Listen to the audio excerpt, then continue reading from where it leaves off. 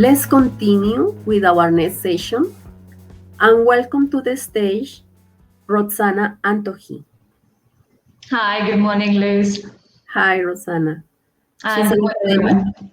Okay, let me introduce you. Roxana is an academic operation manager at Oxford Education Lead. Thank you, and you can start now, Roxana. Perfect. Thank you very much. Hi, everyone. Good morning. Lovely to meet you all. My name is Roxana. I work for Oxford Education and I'm the head of the academic department. Actually, when we submitted the proposal to the British Council, I was the academic operations manager, but a lot of things happened during the pandemic for all of us, myself included. So today I would like to talk to you about digital English language assessment in Mexican public schools. And again, the proposal that we submitted to the British Council was very much based on our experience of digital English language assessment before the pandemic. However, so many things have happened since. So we decided to submit a new proposal where we actually talk a bit more about what happened during the pandemic, how that impacted language assessment in school. So first of all, before we get going with the project and I tell you a bit more about it, I would like to tell you about who we are at Oxford Education. We are the creators of the Oxford TCC, or the Oxford Tutorial College Certificate, which is an English language certificate that is fully digital. We test candidates according to the Common European Framework, of course, from A1 all the way up to C2. And we test all productive and receptive skills. So we test reading, listening, and use of English as a receptive skill, where we include questions on grammar and vocabulary. And on the productive skill side, we obviously have writing and speaking. The difference between the Oxford TCC and many other exams, like English language certifications, is that we have a three-step process. So we're not necessarily just, an English language exam that you take once, you either pass or you fail, and then good luck to you next time you take it. So the reason why we have the three-step process is because when we obviously first started doing the research on why people take English language certifications was because they needed for a certain purpose, right? They needed for work, they needed for academic purposes, they needed to go to university or to graduate, etc. So when you just take an exam, a lot of the time, like I said before, you either pass or you fail, and it's not really fair on the candidates that they just have to redo it all over again and hope they have better luck next time. So that's why we have three exams. The diagnostic actually places you somewhere according to the CFR. So you do an exam according to different levels, and then we tell you, hey, this is the level that you are at. So let's say you wanted to take the B2 exam, but you're actually B1. We will tell you your level is B1. You have done B2 questions as well. You have done the B2 exam. This is what your score was in B2. So this is what you scored in reading, listening, use of English, writing. So if you take the B2 certification exam, you're probably going to fail unless so let's say you got 30% in listening. You really need to improve your listening skills. So that's how we try to help candidates work their way up towards, getting that certificate that they need and, deserving it at the end of the day. Obviously, then after the diagnostic, we have a suggested level. We either tell you do B1 or do B2, and then you take a practice test, which is called the mock, which is basically a simulation of the certification exam. So you use the same platform, you do very similar sort of questions, exercises, reading, listening, and use of English. The mock only tests the receptive skills. And based on that, we see again your results. We show you your results, and then we tell you, okay, you are ready for the certification at this level, or you still have some work to do. You should work on it a bit more. So this is how the process works, and it has been very, very effective in the way that a higher percentage of our candidates are actually able to pass the certification exam, as opposed to taking it and failing it. The great thing about the Oxford TCC and what has helped us a lot during the pandemic is the fact that we are digital. So everything is done through our platform. All the receptive skills basically there. So the reading, listening, use of English questions are all there, as well as the writing you will type on your computer or on your mobile device. And the speaking, most of the time, used to be done in person. That has changed. I'm going to tell you about it in a second. And the scoring, obviously, is done by the platform automatically. We have an algorithm that we rely on for receptive skills, and productive skills are obviously done by our examiners, so who score the speaking and the writing. So the Oxford GCSE, quite straightforward, digital English language certification. I hope this kind of gave you an idea of what we do, what we aim to do. Now, in terms of digital English language assessment in Mexican public schools, which is the topic that we are discussing today. In 2019, the Mexican Ministry of Education decided that they wanted to focus on implementing a digitalized English language education in their schools. So obviously that included assessment, and this is where we came in. They also had a pilot project in terms of e-learning, and our goal was to work with the 11,000 students from public middle schools that were assigned to us in Mexico City. And trust me when I say that was a fascinating pilot project. So basically what happened was that we used the school's computers, the schools that had computers, and those that didn't, we actually provided some for the students to be able to take the exam. We struggled. Public schools had computers that were very, very out of date. A lot of them actually had Windows 95.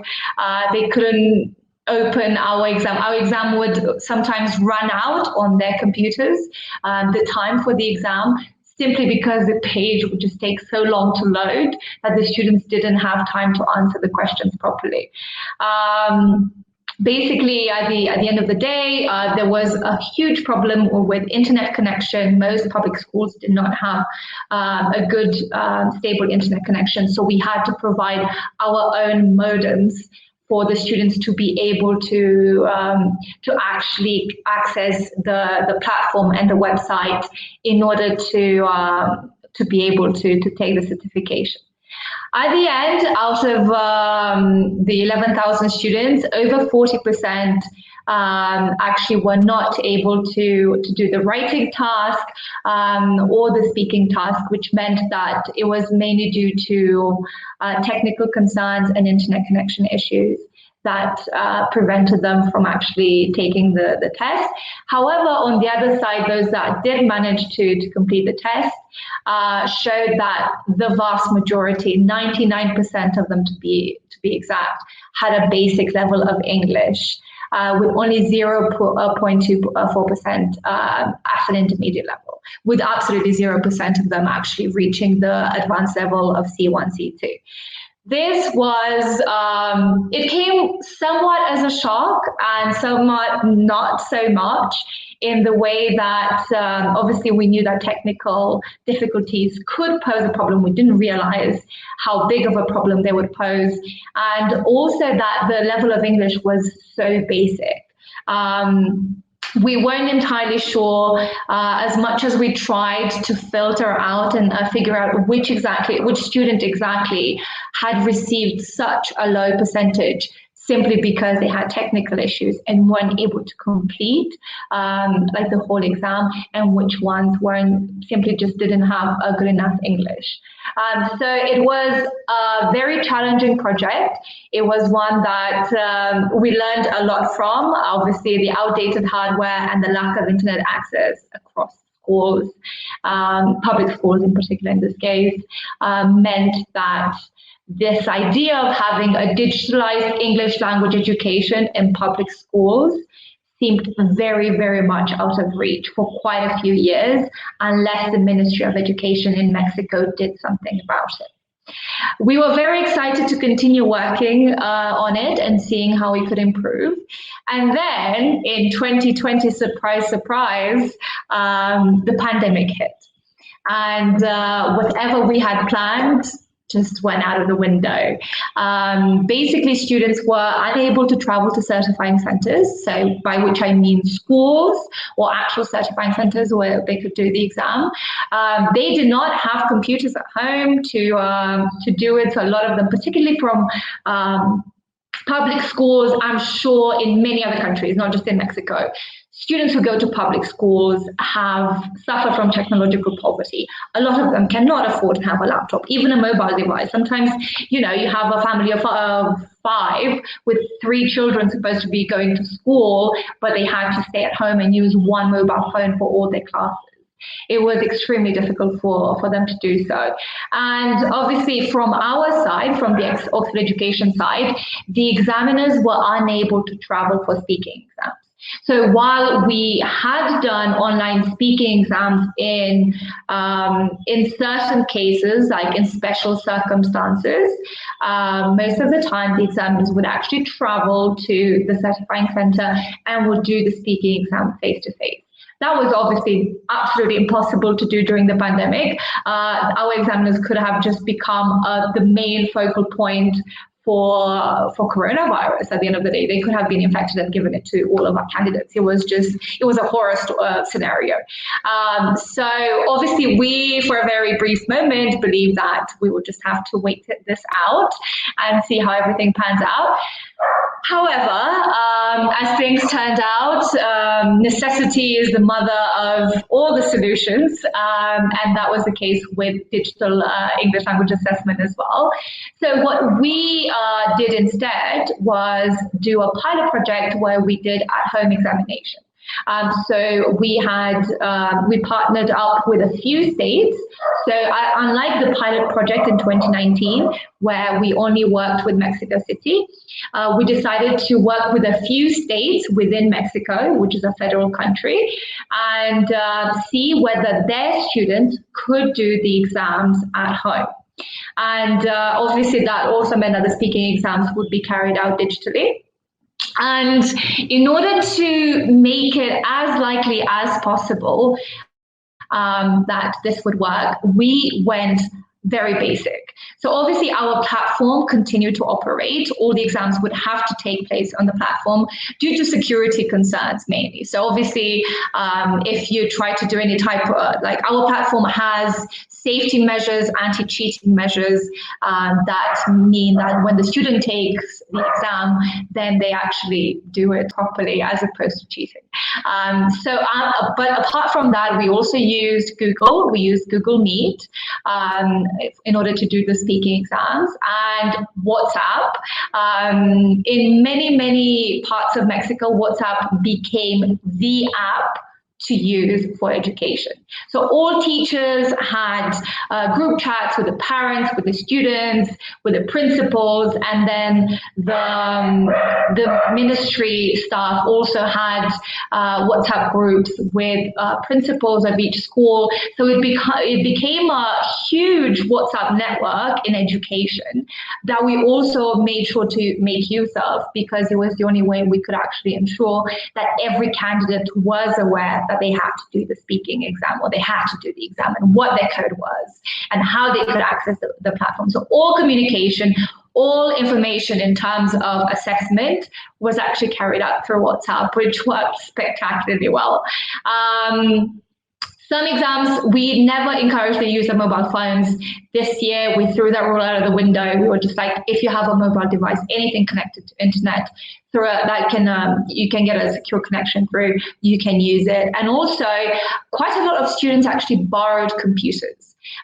So if they didn't have a computer at home, they would ask a neighbor, they would ask a cousin or somebody across town that they could use their computer, or even like go to an internet cafe if necessary. That didn't really happen until more towards the end of this year, because at the beginning all internet cafes were actually closed due to the pandemic. So yes, there were plenty of solutions, and it was very much a makeshift assessment. But interestingly enough, we made it work, and the findings were very interesting in that the percentages of like in terms of levels of students and like their level according to the CFR was still similar to what we had found previously when we did the exams in public schools. However, they actually managed to do much better, with 73.7% of all candidates being beginners, which is still much better than 99% of them, and then followed by 23.7% as intermediate learners in B1, B2, and almost 2.5% of them as advanced learners, C1, C2.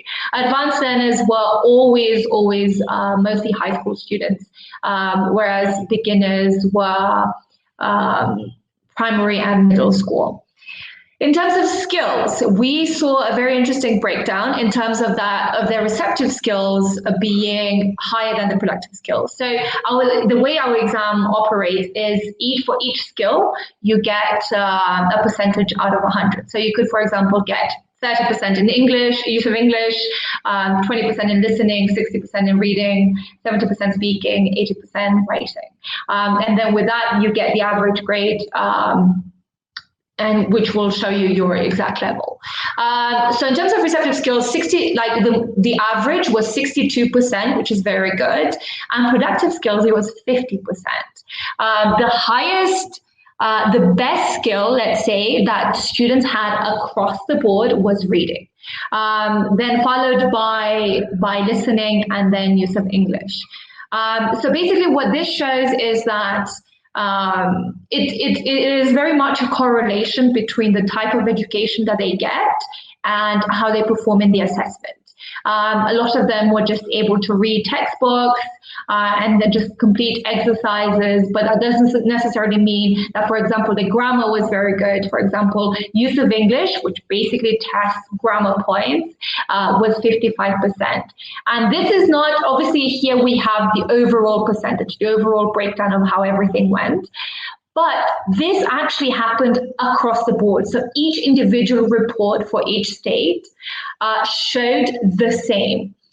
Because it's obviously like as Mexico works, it's a federal country, and it has each different state has its own leadership in terms of education. However, they do have to use the national curriculum, and they do have a national strategy for how to teach English. And it has been proven to work in terms of like the receptive skills way more than productive skills. In terms of productive skills, 50% of them, the average was 50%, with speaking by far the lowest. Speaking exams, I actually carried out some speaking exams myself for each one of the states that we had. And it was fascinating to do the speaking exam of a certain candidate. And then later on, when we did the analysis, to see that the same candidate could actually write pretty well, have like a decent enough level of English to actually potentially pass, but be so unused to expressing themselves orally in English, that combined with the anxiety and the stress of taking an oral exam, they were just absolutely unable to say anything more than hello at certain times. So it has been fascinating in terms of understanding how the English language education works and what are the strong points and what are the weak points. The textbooks work. I mean, giving the students just more and more to read means that they catch up, that they understand more. And like actually listening to the teacher in class, yes, does improve their listening skills. However, in terms of, talking to a native speaker and interacting orally, it's just like the sociolinguistic awareness just completely goes out of the window. And it has definitely been proven to be an issue, at least according to what we found. So our recommendation was by far working more towards getting students to express themselves rather than just getting them to continue reading and continue doing exercises more and more. So in terms of conclusions, in terms of what we suggested to each individual state and also to the ministry as a whole, only rudimentary assessment has been possible. So like I mentioned, our first pilot project in 2019 was extremely basic because simply the schools acting as certifying centers did not have the capacity, the technological capacity to carry this out. And then later on, even doing it at home, technological poverty on the part of the students themselves has meant that you have to rely on the most basic tools available and rely on borrowing and rely on using devices that you should not be using for a proper assessment environment that can basically get out the best out of the students. The vision of the Ministry of Education to achieve a digitalized English language education in Mexican public schools is very far away from the present moment. A lot has to be done, particularly in terms of tech upgrades. As I just mentioned before, in terms of English language assessment and English language teaching in general, more has to be done in terms of getting the students to really improve their productive skills. And also in terms of grammar, correct use of grammar, as our use of English side, like our skills tested showed, a lot more needs to be done in that in order for students to be able to understand exactly like why to use certain terms and not other terms. And then obviously later on with that, giving them newfound confidence to express themselves in English, orally and in writing. Thank you so much. This is it from me. I hope you found that interesting. If you have any questions, please let me know. I am happy to answer. So I can see that Vicky asked a question.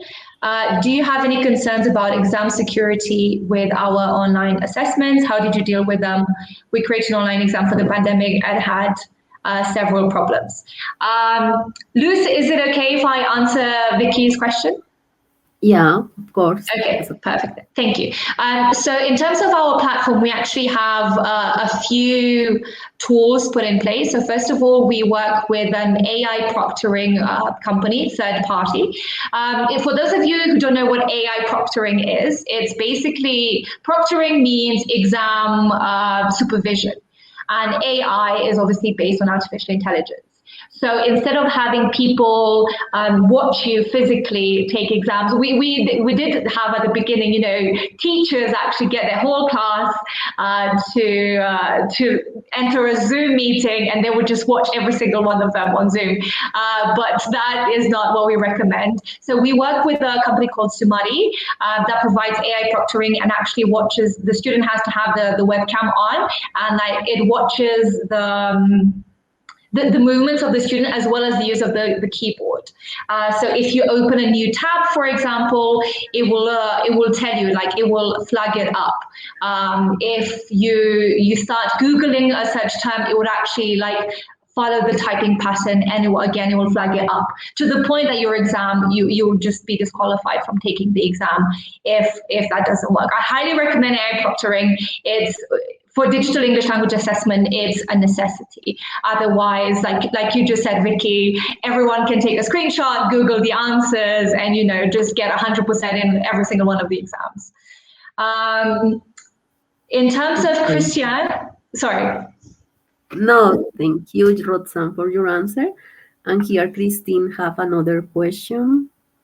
Perfect. So, at what range of... Sorry. At what range of levels were the speaking tasks aimed?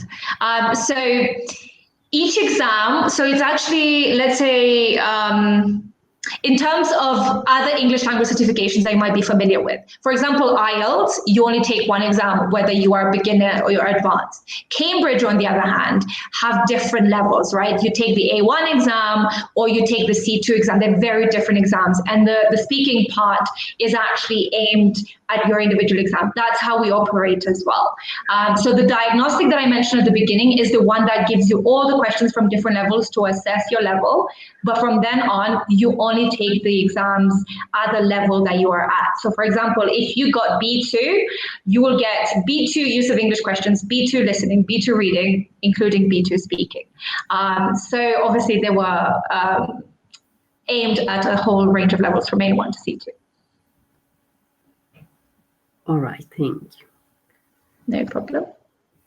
Here, Elsa said, thank you, Roxana, and said, I would like to know if these results were shared with education authorities in Mexico, because I feel sometimes more also needs to be done to listen to what research has found and base policy decision on these findings. Hi, Elsa. Thank you for the question. Yes, indeed. Of course, we shared all of this at the end. All of the data from A to Z was shared with the authorities, with the SEP, the Ministry of Education in this case. From sharing the findings, for seeing actual change, a lot needs to happen in between. So obviously you can make suggestions and you can recommend things. And even if you have people willing from the side of the ministry, bureaucracy, strategy, many different things come in between these things. So the hope is that, let's say in 5 years from now, all public schools will have the best laptops with top internet connection and everyone will be able to do the assessments without problem. However, not everything goes according to plan. So, we shared it. What's going to happen next? It's up to them. Okay, here, Elsa Fernanda, please, could you repeat the proctoring you recommend? Of course, it's called Sumadi. I just typed it in the chat as well for you.